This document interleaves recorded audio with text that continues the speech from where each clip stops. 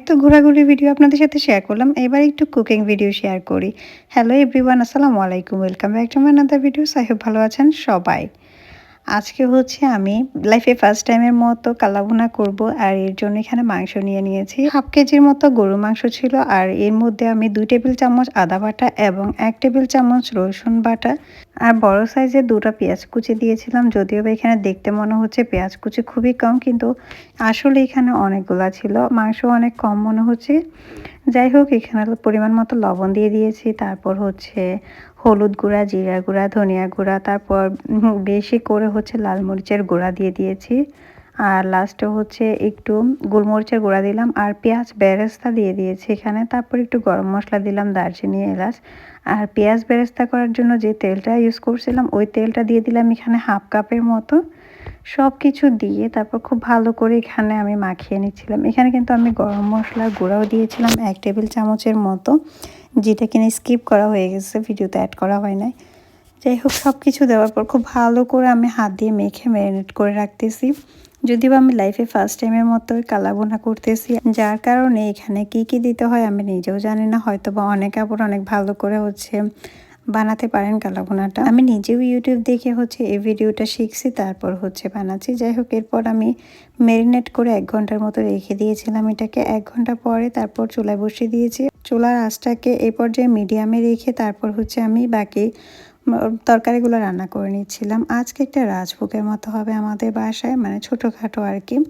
তো এখানে দেশি মুরগি একটা ছোট সাইজের বাড়ির পালা মুরগি আর কি নিয়ে নিয়েছিলাম, একদম কুটি বেছে ধুয়ে নিয়েছি। তারপর এখানে আমি সব কিছু মশলা মাখিয়ে নিয়েছি, যেহেতু বলার আগে সব কিছু দিয়ে দিয়েছি, যার কারণে আর বলতেছি না। মাংস রান্না কী কী লাগে সবাই তো জানেন: আদা বাটা, রসুন বাটা, পেঁয়াজ কুচি, তারপর সব ধরনের মশলা, গরম মশলা গুঁড়ি, আর সব শেষে হচ্ছে তেলটা দিয়ে সব কিছু ভালো করে মাখিয়ে নিয়েছিলাম। আজকে আমি সব কিছুই কাঁচা, মানে হাত দিয়ে মেখে তারপর রান্না করতেছিলাম। এই যে এটাকেও ম্যারিনেট করে আমি 20 মিনিটের মতো রেখে তারপর চুলায় বসিয়ে দিয়েছি, আর বাকি পাশে হচ্ছে চুলায় আমি ডিম সিদ্ধতে দিয়েছি। আমার চুলার অবস্থা দেখে কেউ প্লিজ বাজে মন্তব্য করবেন না। রান্নার সময় চুলায় এরকম তেল ছিটকে সবারই হয়ে থাকে। যাই হোক, আমি মুরগিটাকে রান্না করার সময় আবার এখানে একটা আস্ত রসুনও দিয়ে দিয়েছিলাম। আর এখানে হচ্ছে আমি পোলাও রান্না করব। পোলাও, জাস্ট একটু মজা করে বললাম। তারপর আমি এখানে রাইস কুকারের মধ্যে একটু ঘি দিয়ে তারপর হচ্ছে আদা বাটা, রসুন বাটা দিয়ে নিয়েছি। তারপর আর কি নাড়তে থাকো আর নাড়তে থাকো। হালকা একটু ভাজা হয়ে গেলে আমি আগে থেকে চিনি গুঁড়া চালটাকে ধুইয়ে তারপর পানি ঝরানোর জন্য রেখে দিয়েছিলাম 1 কেজির মতো এটা, আর এগুলো দিয়ে দিয়েছি। দেখে খুবই কম মনে হচ্ছিল, বুঝলাম না আমি চুলায় সব কিছু বসানোর পর আমার কাছে সব কিছু কম কম লাগতেছে নাকি ক্যামেরাতে কম লাগতেছে। যাই হোক, এটাকে খুব ভালো করে নাড়াচাড়া করে তারপর আমি এখানে পেঁয়াজ বেরেস্তা, কাঁচামরিচ, লবণ সব কিছু দিয়ে এটাকে রান্না করে নিয়েছি। আর রান্না শেষ হওয়ার পর্যায়ে বা একদম ভাত যখন হয়ে আসছে তখন উপর দিয়ে একটু ঘি দিয়ে দিয়েছি, তারপর আর একটু পেঁয়াজ বেরেস্তা দিয়ে দিয়েছি। দেখতে পাচ্ছেন আমি কিন্তু এখানে গরম মশলাও দিয়েছিলাম।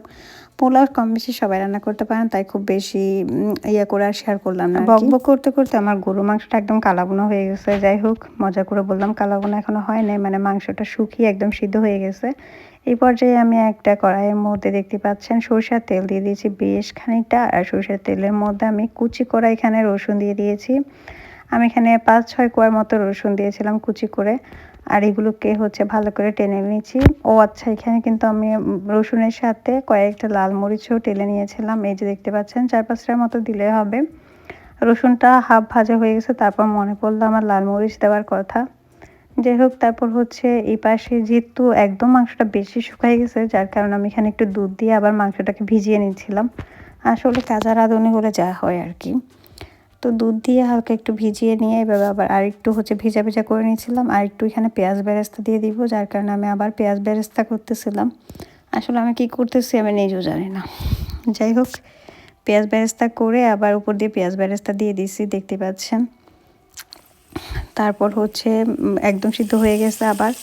আর এই পর্যায়ে আমি মাংসের মধ্যে হচ্ছে যেই তেলটা বাগাতে দিয়ে রাখছিলাম বা যে তেলটা রসুন দিয়ে গরম করে নিয়েছি ওটা দিয়ে দিয়েছি, দেখতে পাচ্ছেন।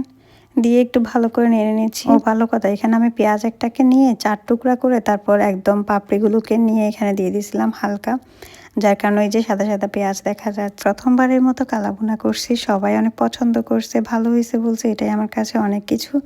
যাই হোক, আজকের ভিডিওটা এখানে শেষ করছি। সবাই ভালো থাকবেন, আল্লাহ হাফেজ।